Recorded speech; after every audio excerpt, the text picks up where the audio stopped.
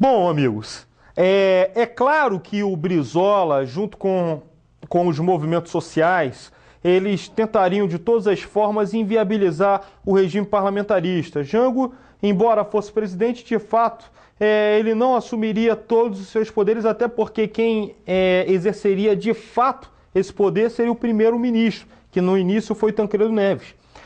Vale ressaltar que, inclusive, os movimentos sociais, como o recém-criado Comando Geral dos Trabalhadores, ou seja, a CGT, ele inclusive fazendo uma greve, ele consegue derrubar todo o ministério.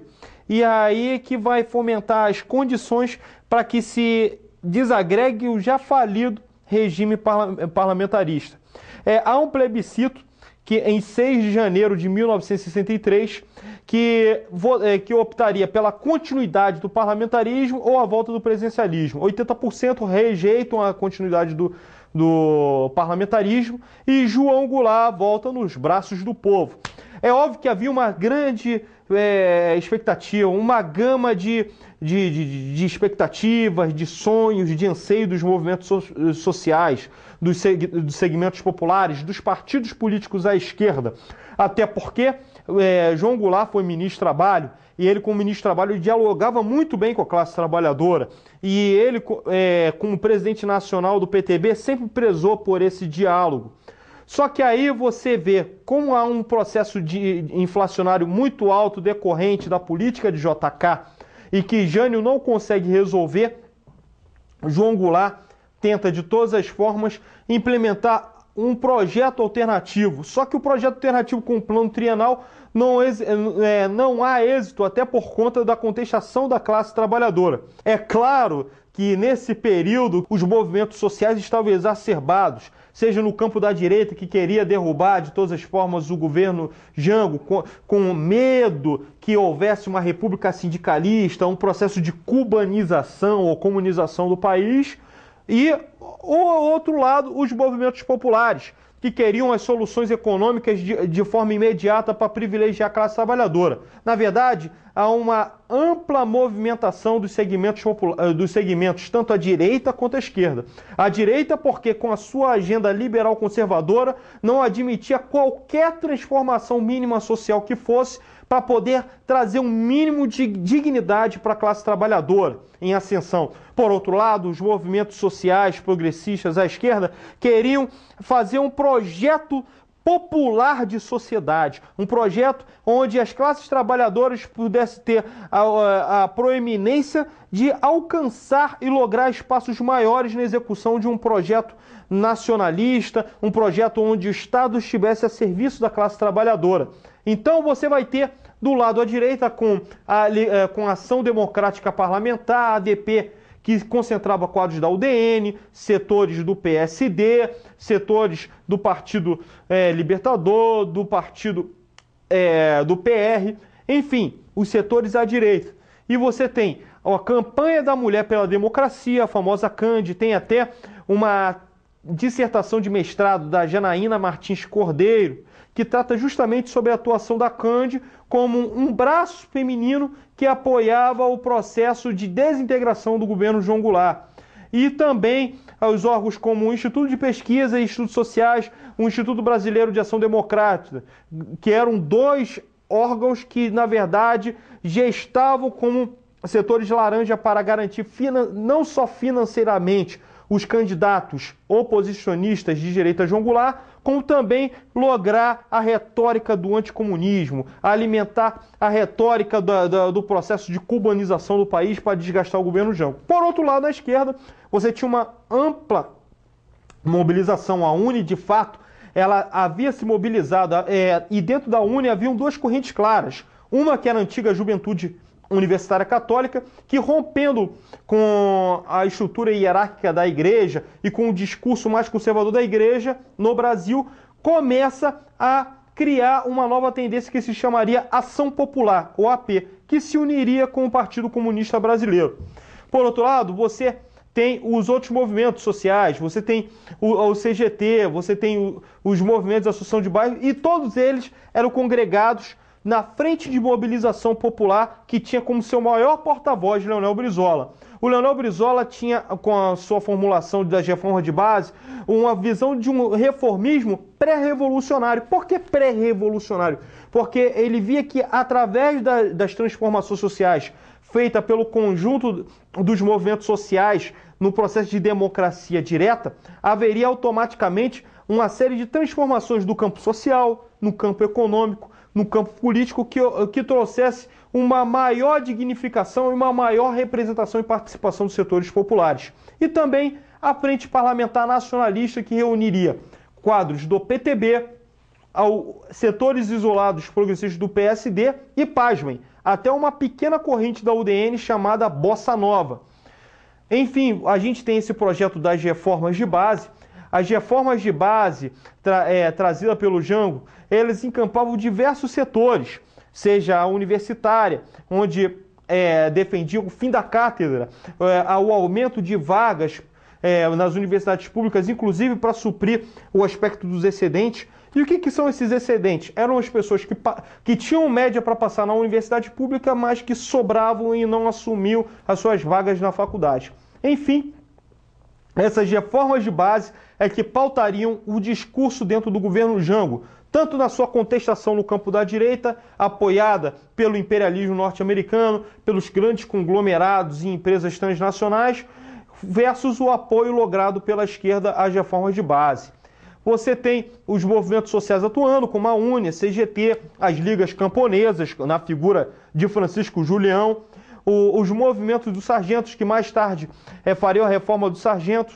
A revolta dos sargentos se deu em 1963, porque um deputado federal chamado Garcia Filho, eleito pelo PTB nas eleições de 62, não assumiu o cargo de deputado federal. E aí os sargentos queriam ter o direito de ter o seu representante político. E aí armam a revolta dos sargentos.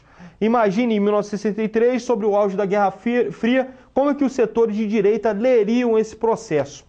Você tem a organização da FMP de tal forma que Brizola organiza o famoso Grupo dos 11, o Grupo dos 11 Companheiros. Vale lembrar que em 1962 para 62 o Brasil ganhou a Copa do Mundo, era bicampeão mundial de futebol. E era necessário que houvesse uma linguagem muito fácil para a população entender as mensagens progressistas do Brizola. E Brizola, através dos comandos nacionalistas dados semanalmente na Rádio Marinque Veiga, ele sugeriu o Grupo dos 11 Companheiros. Vocês imaginam, numa equipe de futebol, seja a seleção brasileira, no caso da Copa do Mundo, ou seja no Campeonato Paulista, Carioca, você tem 11 jogadores, desde o goleiro até o centroavante. E era essa lógica que o Brizola queria fazer, implementar com esse Grupo dos 11. Cogita-se que chegaram até fazer parte desse Grupo dos 11 mais de 50 mil pessoas. Enfim, era uma organização que superava até as perspectivas do próprio PTB, enquanto partido que representava a classe trabalhadora num projeto nacional estatista e reformista. Enfim, a FMP era feita pelos contatos ligados ao PTB, ao PCB e PSD, enfim, dessa agenda do nacionalismo popular versus liberal-conservadorismo. E isso desembocaria no comício da Central em 13 de março de 64. Esse comício da Central assinaria o decreto da Supra. O que é o decreto da Supra, que era a Superintendência da Reforma Agrária? Esse projeto, nada mais nada menos, seria que desapropriar todas as propriedades rurais que tivesse tamanho superior a 500 hectares, localizadas numa faixa de 10 quilômetros nas margens das rodovias federais, e também incluía a desapropriação de todas as propriedades rurais acima de 30 hectares que estivessem próximos às margens de açudes e obras de irrigações feitas com verbas da União. Ora, a direita, vendo isso, ela percebia que eram praticamente quase todas as terras da União. E na Constituição de 1946, admitia-se a possibilidade de desapropriação de terras com pagamento em dinheiro. Ora, dentro do processo de espiral inflacionária, não havia como você emitir notas para poder pagar, porque automaticamente o valor dessas terras se desvalorizaria. e o governo não tendo esse dinheiro, ele pagaria com a proposta em títulos. Só que os movimentos sociais não. Eles falavam, não tem que ter pagamento nenhum, não tem que ter concessão nenhuma. A reforma agrária tem que ser feita, o Estado tem que desapropriar as terras e fazer com que essas terras tenham uma finalidade social. E a partir daí é que o movimento da FMP radicaliza e o Jango, dado esse processo de radicalização política, sem ter como conciliar alguma proposta possível, ele começa a encampar a proposta de vez das esquerdas, liderados por Brizola na FMP, que congregava a UNE, a CGT, os movimentos sociais, os militares, e especialmente os graduados e de baixa patente. Enfim, é uma tentativa de avanço das reformas de base com uma reforma agrária genuína, chegando a ser mais progressista que a própria proposta do MST e que redundaria na mensagem de Jango ao Congresso Nacional no dia 15 de março de 64. As correntes de direitas histéricas e assustadas com o processo de avanço social da classe trabalhadora se reagem com a Marcha pela Família com Deus pela Liberdade, em 19 de março de 64, na cidade de São Paulo. Inclusive, antigos inimigos como Adhemar de Barros e Carlos Lacerda se unem no combate ao comunismo, no combate à demagogia, no combate ao populismo, que eles tentavam denominar os quadros trabalhistas. E a partir desse processo é que há o recrudescimento, a exacerbação dos conflitos entre os golpistas na direita e os setores da esquerda que queriam os avanços sociais. E aí a revolta dos marinheiros, onde um grupo de marinheiros, de fuzileiros, solidário aos marinheiros que haviam recebido ordem de prisão após se reunirem no Sindicato dos Metalúrgicos e homenagearem o João Cândido, esses fuzileiros, em homenagem aos seus irmãos marinheiros, não prendem os marinheiros e, de quebra, ainda jogam seus capacetes, seus fuzis de lado e ao mesmo tempo, se confraternizam junto com os marinheiros que estavam no Sindicato dos Metalúrgicos. Há uma tentativa de prisão, não é feita essa tentativa de prisão, e o almirante Aragão ele consegue anistiar essas pessoas que estavam fazendo a sua reivindicação. Por conta disso, os militares legalistas, diferentes de 1961, vê a quebra da legalidade, da hierarquia e disciplina, que são as bases basilares das Forças Armadas, e aí essas correntes legalistas, esse dispositivo militar que o general Assis Brasil garantia para o João Goulart que existia, começa a se desvanecer e, ao mesmo tempo, criam-se as condições para que houvesse o golpe civil-militar em 1º de abril de 64. Vale lembrar que uma despretensiosa marcha feita de Juiz de Fora pelo general Olímpio Mourão Filho consegue chegar ao estado da Guanabara, ou seja, a cidade do Rio de Janeiro, de forma exitosa, sem resistência. As tropas legalistas começam a aderir aos golpistas com medo do processo dos avanços populares e até mesmo dentro das Forças Armadas o processo de consciência política dos setores subalternos.